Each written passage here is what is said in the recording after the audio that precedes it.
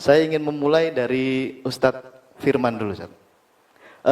Ketika kita bicara tentang tradisi, Ustadz, kita kan perlu mengetahui apakah itu dalil itu apa saja, kemudian definisi dalil itu apa. Apakah dalil itu hanya Al-Quran dan hadis saja?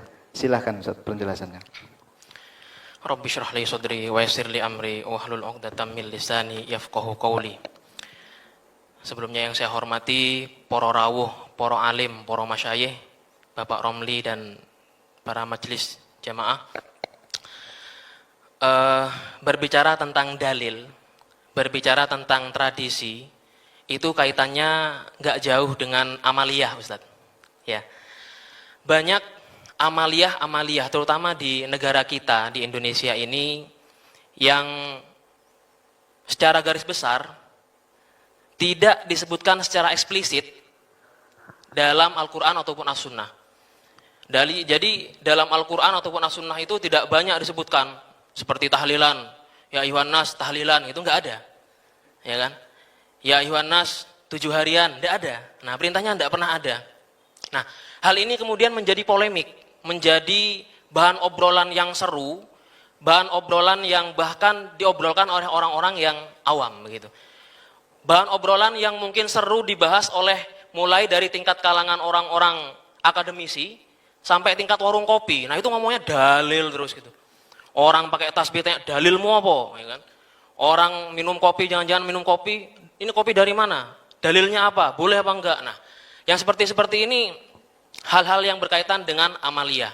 Nah, sebelum kita ngobrol panjang lebar nih tentang dalil ataupun tradisi yang katanya bisa menjadi dalil itu, maka sebenarnya alangkah lebih baiknya nih kalau kita ngobrol tentang apa itu dalil.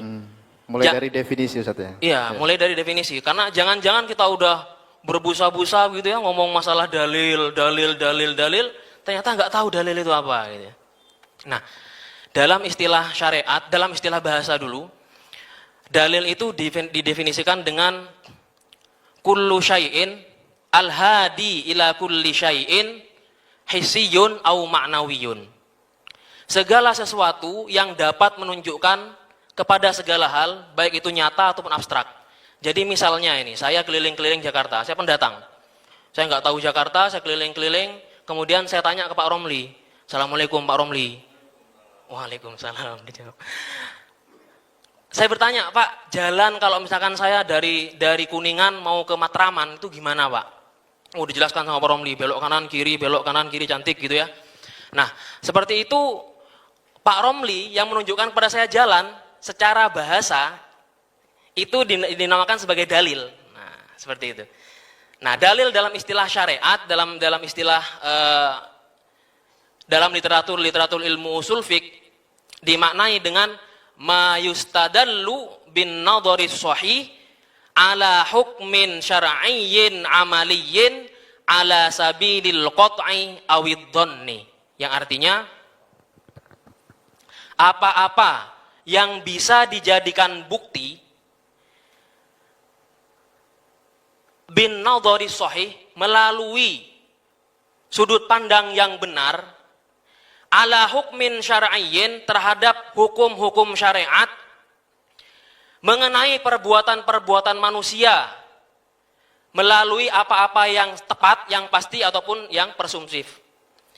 Jadi dalil itu tidak bisa dikatakan dalil tanpa memenuhi elemen-elemen tadi. Ada beberapa elemen untuk bisa sesuatu itu dikatakan dalil.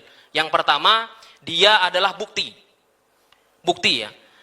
Kemudian dia adalah sesuatu yang dapat dijadikan bukti, itu yang pertama. Yang kedua, melalui sudut pandang yang benar, itu dalil. Tapi sudut pandang benar menurut siapa? Menurut hukum syariat. Yang ketiga, apa yang dibahas di sana? Yaitu tentang perkara-perkara yang ada hubungannya dengan amaliyah manusia ataupun apa yang dipercaya oleh manusia. Bagaimana metodenya? Metodenya melalui metode adz-dzannu awil qat'u, yaitu melalui metode-metode yang sudah eksplisit dinyatakan, sudah pasti dinyatakan, atau melalui metode ataupun melalui bacaan-bacaan ataupun kata-kata yang dzon ataupun masih presumptif, masih diraba-raba gitu, masih dugaan. Nah, kalau tanpa elemen-elemen ini, maka sesuatu tidak bisa dikatakan sebagai dalil. Jadi, nggak gampang kan kita ngomong, dalilmu apa? Ya kan, dalilmu apa? Nggak gampangan kita ngomong, wah nggak ada dalilnya. Ternyata dalil itu intinya bukti gitu. Bukti yang secara syariat memang sudah benar, dengan sudut pandang yang benar, ya kan, melalui cara-cara yang kita sebutkan tadi, dan elemennya harus penuh. Jadi bisa saja tanpa Al-Quran dan hadis. Intinya seperti itu, Ustaz. Oke, baik, terima kasih Ustaz.